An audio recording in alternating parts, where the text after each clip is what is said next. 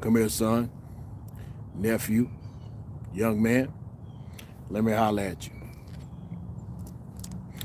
I don't go live very often, so I don't necessarily expect too many people to join in on the live. Most of you who watch, if anyone does, will probably catch it on a recording. Now, I'd be lying if I said that this situation or the topic for today wasn't directly related to what Coach Ed Reed just experienced at Bethune-Cookman University, basically getting fired before he even really officially started the job. So here's the deal. Many of you probably don't know a whole lot about me other than the title I use, the moniker I use, Renaissance Man Education.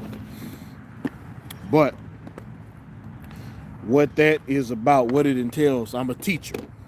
I haven't always been just a classroom teacher.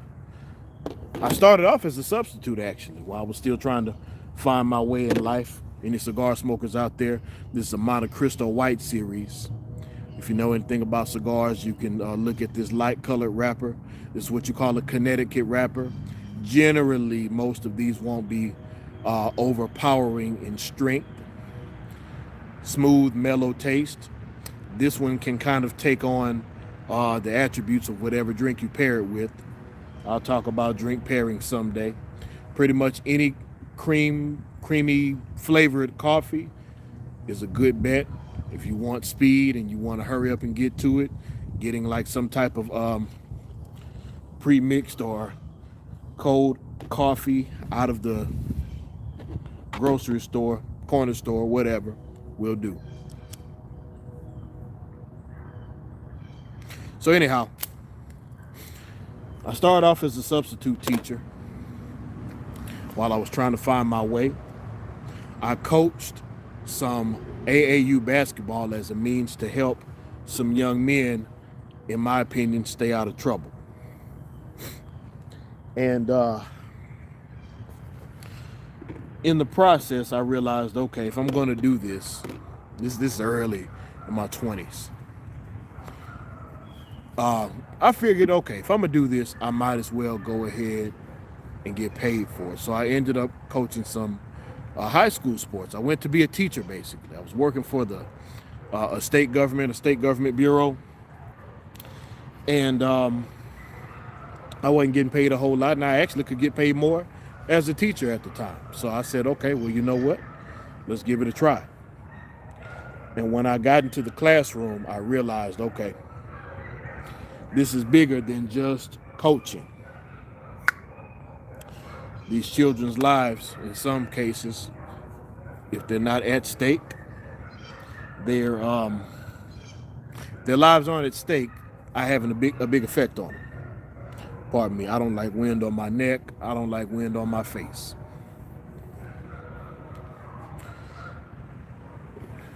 That's one thing the pandemic did do, was make it to where wearing masks was normal. So I use these as a barrier for the wind that gets inside of hoodies or whatever the case may be. I know you don't see me wearing shirts and ties and stuff like that, like a normal teacher, and I'll talk about that later. But honestly, when I picked up a blue-collar skill to do on the side of being an educator, shucks, I started making more money. I make more money with working clothes than I do with shirts and ties. Go figure. Anyhow, make a long story short, I got into education. I got my bachelor's degree. I got a teacher certification. I do have a Master of Arts in Teaching. I am certified to be a school administrator, and I worked as a school administrator. And this is where things got dicey. When I was working as a teacher, waiting to move up to be an administrator, I had trouble getting hired, and I couldn't understand why. I had coached kids. I had done everything I could to do right in the field of education. I got my degrees. I got my certification.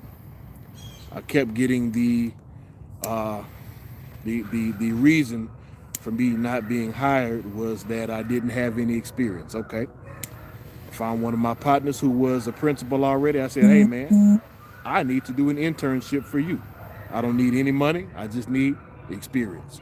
Free game, free hack when they tell you you don't have experience. Go do an internship. So anyway, I got hired as an assistant principal.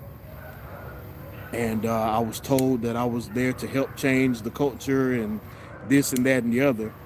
And what I quickly found out was that a lot of people didn't want the culture changed. See, my dad raised me a certain way, and he raised me to do certain things. Let's see, I hadn't thought about the chat. If anybody's chatting, I can't see you. Let's see if I can turn that on. All right, so it's on live chat mode. If anybody's chatting right now, I can't see you, so I'm gonna have to. I'll check on my other device because I got notes on here anyway after I light up my cigar.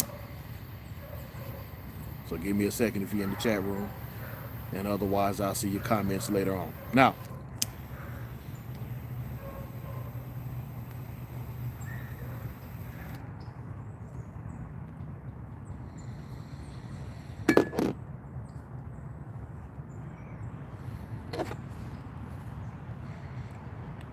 I got on as an assistant principal.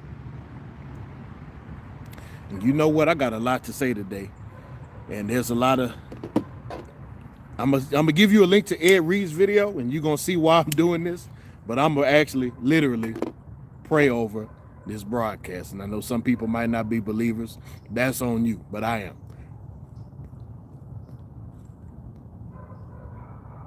But Mr. Renaissance Man, you a believer smoking a cigar. Hey, you find me the scripture that says I can't smoke cigars, I got $100 for you. But I bet you I can find a scripture that says to eat, drink, and be merry. Yeah, it's always good to read. Reading is good. All right, so Psalms 82 says, and this is actually the same verse I sent to my family and loved ones this morning. God standeth on the congregation of the mighty. He judgeth among the gods, lowercase g. That will be us. And idol gods. How long will you judge unjustly and accept the persons of the wicked? Selah. Defend the poor and the fatherless. Do justice to the afflicted and needy. Deliver the poor and needy. Rid them out of the hand of the wicked. Anyhow, let me see if I can get myself on this live broadcast so I can see if anybody is typing in the chat room.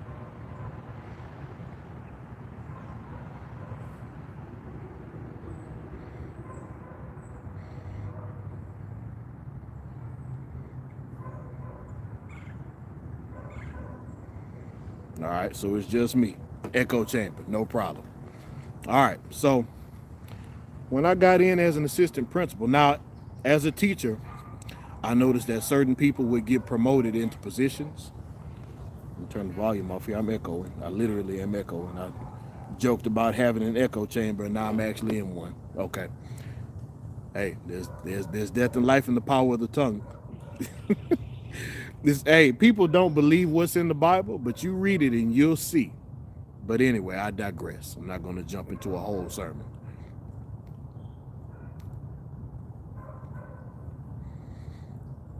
As a teacher, I worked my tail off. As a coach, I worked my tail off. And I noticed some of the people who were working as administrators, one, a lot of them didn't care about the kids. Two, a lot of them weren't that smart. And I'm like, how does this happen? But okay, I worked my way up. I did what I was supposed to do. Got my first job as an assistant principal over time. And the school district I was in, they didn't deem it fit for me to be an assistant principal in their district, and that's okay. It's their district, it's their culture, it's their organization, and we're going to talk about that today. If there is anybody who's watching, well, I heard myself on my other device, so you should be able to hear me, but if you can't, put it in the chat room if anybody happens to pass through. Now, I started realizing something ain't right. I couldn't quite understand what it was. But some people could just get a big push and some people didn't. Okay. It is what it is. You accept it for what it is. Finally got my job as an assistant principal, my first one in another district. And I was told, hey, you're here to help fix some things and change some things. But what I found out rather quickly, not everybody felt the same. And then when I started making the changes that I was told to make, I saw resistance from every angle you could think of. And I'm like, wait a minute. I'm here doing the right thing for these children. For the parties that are mad, why are you mad? It's about the kids, right? Right?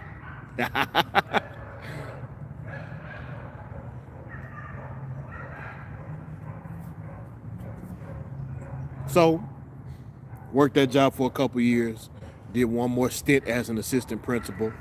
Same type of situation, same type of issue, same plate, different day. Finally got my first gig as a principal. Turned the school around in 1 year.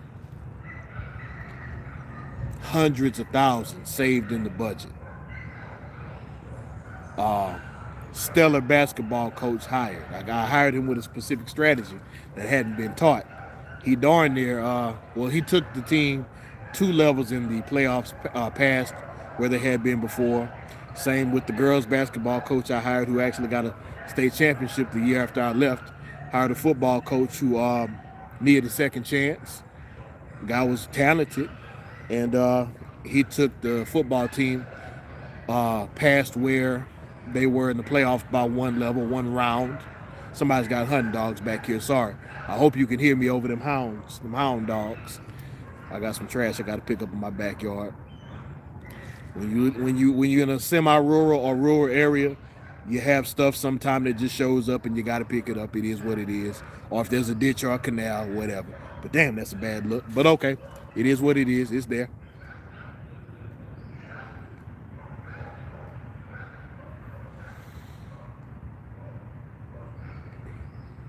Anyhow, did wonders for this school. Now, I'm talking about sports, but culture-wise, we only had 2 fights the whole year. Now, this is an all-black school. But what happened was I got 8 white students sent to me and a couple of Hispanics. What was supposed to happen was some things went on behind the scenes, and that was supposed to be used. So when those students got treated unfairly by the administration, by the teachers, or by the students, it was going to be I got you type thing. They fit right in. We took good care of them. No fights, whistle clean campus.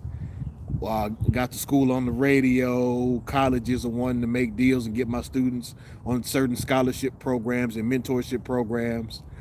The school went from a D ranking to a C ranking in 1 year. And next thing you know, it was in my best interest to leave, even though I had done nothing wrong. That's the best I can say. Went on to be principal at another school. Excellent work. And same thing. We had the school on pace to be turned around, but some other things happened behind closed doors, and I had to get on out of that situation. See, I'm not a politician. My soul ain't for sale. My morals ain't for debate. I'm going to do right by the kids, and that's that. And that brings us to today, because like I said, I'm a teacher now. I realize I'm not a company man, so what I did was create some opportunities for my family. And overall, we're doing better, but the state of education is the same.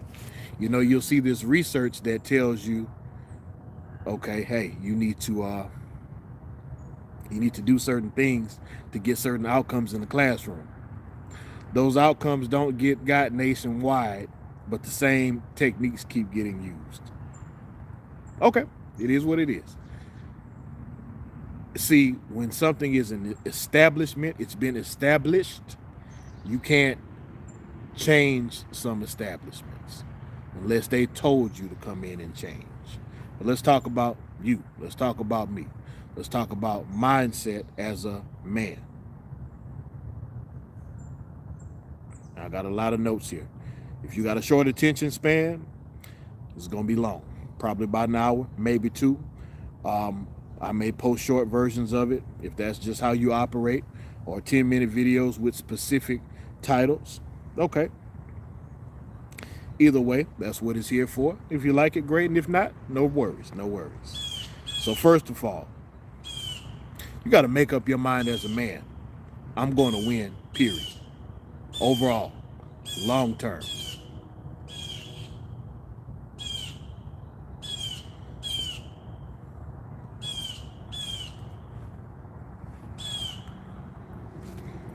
Understand, you can't go day by day with building a mindset. A mindset is something that needs to last you, and it needs to be a foundation that you build upon.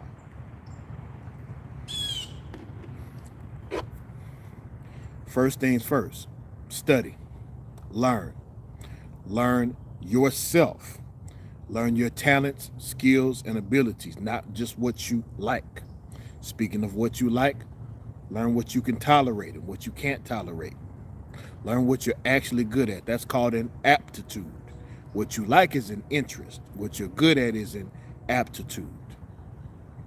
If you want to go into engineering, that's fine. You better be an A student in math and science, no less than a B. And if you're going to be a C student in those areas, you better get some darn good tutors. If you're going to be a basketball player, here's a good story on interest versus aptitude. My dad always told me, son, you need to box and play football. Dad, I want to play basketball. And I wasn't a bad basketball player, but after my dad died, I didn't care about any of it. I was just strictly focused on academics. But I wasn't stellar either. I'm 5'10". Now I'm 260 pounds. The schools I work in can be considered dangerous. It's best to be able to push heavy weight and lift heavy weight than it is to be light and fast. So, plus I like to eat anyway. All of that was a bad recipe for a basketball player. But I enjoyed my time as a basketball player, and I loved it. But as a grown man, guess what? I took up boxing and mixed martial arts as a hobby for a little while when my son was training. He moved on to football. I still got a heavy bag.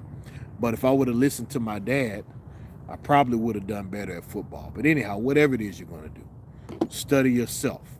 2, study your craft. Whatever it is you're going to do, master it. Understand it in and out. Do what you need to do to understand on a superior level what it is that you're embarking upon as far as your craft, whether it be as a working man, athlete, scholar, whatever. Master your craft, understand how it works, understand the trends, understand funding, understand government programs or government interactions with whatever this craft may be. Understand everything you can about it, so as you progress, you can reasonably predict how things will go for you, because it may even go bad concerning the outside forces around you, and you may have to either decide to do something else or change the approach that you have to whatever industry that you've entered yourself into. You have to train. If you're going to be an athlete, this should go without saying, but I've never seen, like, the athletes at the school I work at, they don't want to train, they don't want to lift weights, they don't want to eat right, they don't want to go to bed early. And the poor coach, dude tried everything he could. I can't take anything from him. People might have their reservations about him, but you know what? The guy did everything he could in my book. Sometimes you win, sometimes you lose, but this is why we're talking about culture, because you just have to understand what you're getting into. But regardless, train like your life depends upon it. It might. It actually might. If you're going to be in the military, you definitely better train. Security guards, police, yes, take your training seriously. Firefighters, stay in shape. If you're going to be a carpenter, if there's new tools out there, learn how to use them. Educators, you have to learn the latest methods. You have to understand what the kids are doing. I've been blessed by this social media because I get to interact, like on TikTok, on YouTube. Not too many kids are going to show up here. But on TikTok, I get to see how the kids interact, and I get to hear their thoughts on a lot of different subjects. Bless me. All right. Now, you have to understand, number one, let's recap, and I'm going to recap a couple of times. One, you need to study your craft. Two, train to maintain your skills. Three, you will lose some battles. Remember, at the beginning, the mindset was whatever war we enter as men, we win. And I'm not talking about waging any type of real war or hurting anybody. I'm speaking figuratively. Understand that overall, life is battles and wars, and you want to win the overall war called life. And yes, as a man, it's going to get tough. So you take that type of mindset. It's an aggressive posture and stance. Again, I'm not advocating hurting anyone. But you got to understand, you can't win every battle. There's no such thing as being undefeated forever. You'll take some losses eventually. And what you'll have to do when that happens, you'll have some frustrations as well. And it's okay, because losses help you to learn more than wins do. When a football team loses, you have game film to look at now. Now you can see your mistakes from a distance. Now you can take notes. Now you can go back to train and study on specific skills, specific situations. So let's look at it from a standpoint of a job. You're going to do well sometimes. Some days you may not perform the way you would like to, right? Okay. So you can go back to the drawing board. You can review your statistics, review your data, and improve. And that goes for pretty much any aspect of life. Anytime you want to improve something, time yourself, rate yourself, week by week, day by day, compare what did I do here, what did I do there, why did I get these results, how do I maintain those results, how do I eliminate what contributed to poor performance.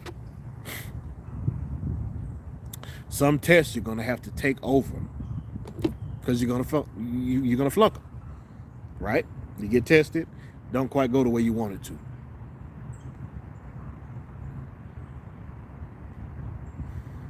Some tests you might pass and have to take it again. What you saying, Mr. Renaissance man? Yeah. You overcome something, but God might just remind you, hey, remember you went through this. Don't go back to it, because I delivered you from it. I gave you the strength to overcome it. Don't you go back in that direction. Maybe it's some type of addiction. Maybe it's some type of weakness. Maybe it's some type of depression or some type of mental illness. But when you overcome it, don't go back. Maintain those skills. We're going to talk about that too. You're going to have to fine tune and be precise.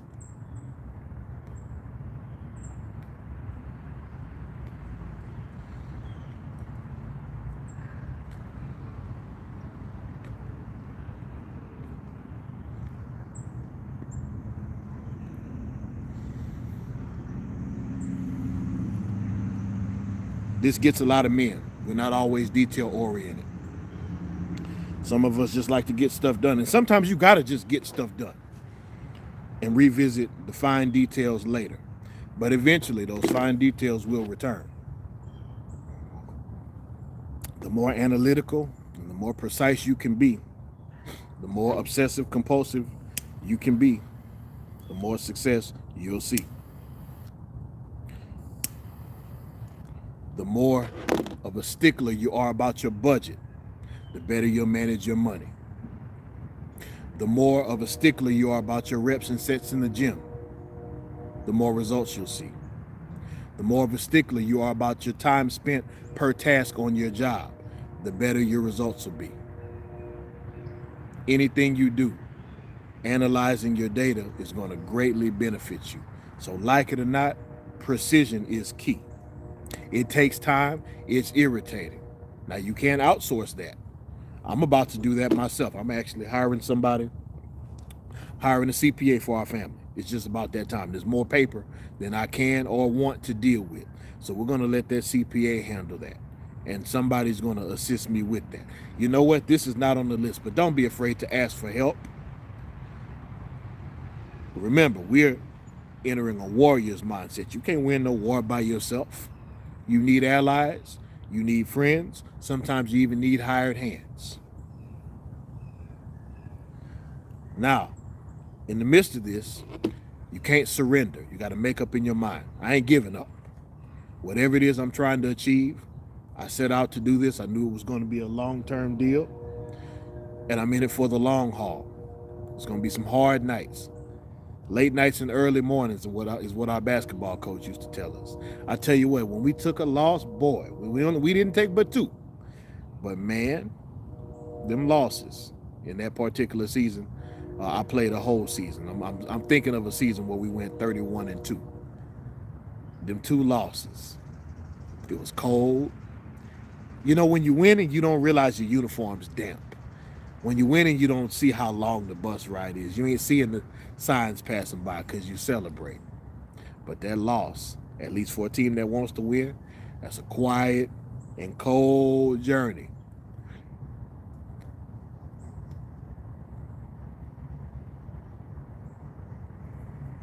Remember how that felt. Use that as motivation to try not to lose again and to improve. You're going to have ups and downs. The Bible says everything happens in seasons. You have winning seasons, losing seasons. Easy days, hard days. Days you get along with people, days you don't. Days when work flies by. Days when management makes decisions that doesn't make sense. And if you're a leader, sometimes your subordinates may come to perform, and then sometimes they may come and you looking like, what are y'all doing? You may show up ready to work and your teammates may be goofing off. Everything happens in seasons and you got to go with it. This is where experience comes into play. And this is why when you see people with this gray hair, you stop and you listen because they done seen what you're going through all day. See, I get on these videos and I make information for people younger than me. I got some OGs I call. I got some old heads I call when I don't know what's going on or when I don't understand the situation. Same thing applies. I had to learn that. So you'll have your ups and downs, and eventually you'll win. If you keep all of those other traits in with your winning, you'll get used to winning. You'll develop a habit and a pattern of winning. And life changes again because guess what? Everybody around you ain't a winner. Everybody on this planet aren't winners. And they look at you crazy because number one, the things you're doing to be a winner, they ain't doing those things. But they're looking at your results. So you draw envy. You do draw some people who will say, hey, how'd you do that? When you run across other winners, team up with them.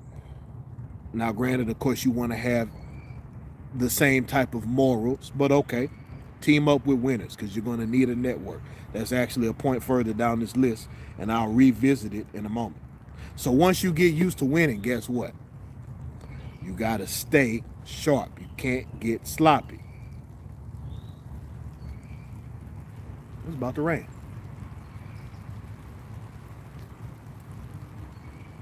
Until it starts pouring down, I'm going to keep on talking. We're going to see. All right, you have to be careful not to get sloppy. See, when you're used to winning, it's easy to not lift them weights, hit that jump rope, keep that cardio going. A little bit of alcohol ain't going to hurt. I can stay out late. I'm talking about athletes. But let's say you're talking about your craft as a business person. Well, I can cut a corner here. Yeah, I've been paying for this service. Maybe I can get a cheaper one. Maybe I can try to downsize on my employees, or maybe I can just assume that my employees are going to do great work and I don't have to check up on them. But the Bible says a fool and his money shall soon depart. And that's foolish to be turning your back and not maintaining your skills. I know it don't sound good, but that's what it is.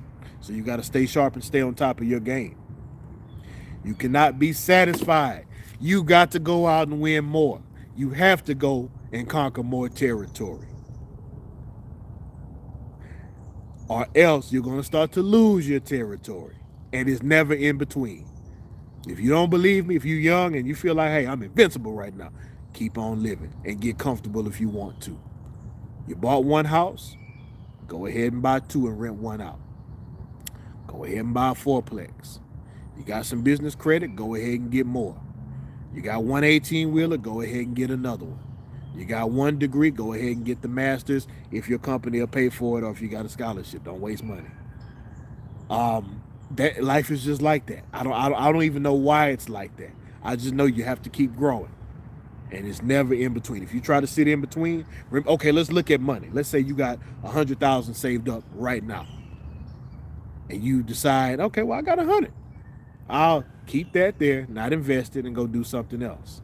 You need to look at the parable of the talents in the Bible, because that'll give you a good analogy.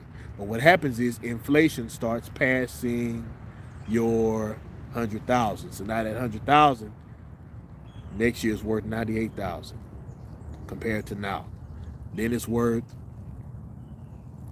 95,000, and in a couple of years, the value of the dollar has changed, but you didn't make adjustments, so now your money didn't appreciate. That's life. You need to find a tribe of like-minded people. Now, I talked about teaming up with other winners. But here's the thing. At one point or another, you're going to need some allies.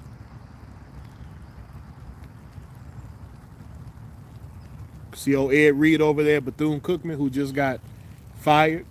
That man was trying to be there for those kids. And while he was making his last speech on the way out, guess who called him? Doggone Deion Sanders. Don't be surprised if you see Ed Reed in Colorado. Don't be surprised. Don't be surprised if you see Ed Reed, who couldn't get a contract with these people, get a cool $1 million in his pocket for one season. Don't be surprised. But he's got allies. If you got an 18-wheeler, you might need to rent a trailer one day because yours goes down. You need a good mechanic. If you're an athlete, you might need a good trainer or a good training partner. You're going to need allies because it's a war, not a battle. So I'm going to recap because I'm going to have to cut it short. Warrior mindset. Number one, understand it's a war, not a battle. 2, you got to study. 3, you got to train. 4, realize you're going to lose some battles. 4, it'll be frustrating sometimes. 5, you'll have to take some tests over and over and over until you pass. And even when you pass, you might have to take that test again. 6, you got to fine tune and be precise with your work, with your skills, with your profession. 7, don't give up. Never surrender. 8, you got to have ups and downs. Learn how both work. Learn why they happen. Sometimes you can't control it, but you keep on persevering. 10, you'll get used to winning. After you start winning, you'll get used to winning. And after that, be careful to not get sloppy. After you get used to winning, keep getting more territory. Keep growing in power. Keep growing in might. And 13, find a tribe of people like you because you're going to need allies. And as always, never lose the will to win. Never lose the will to survive.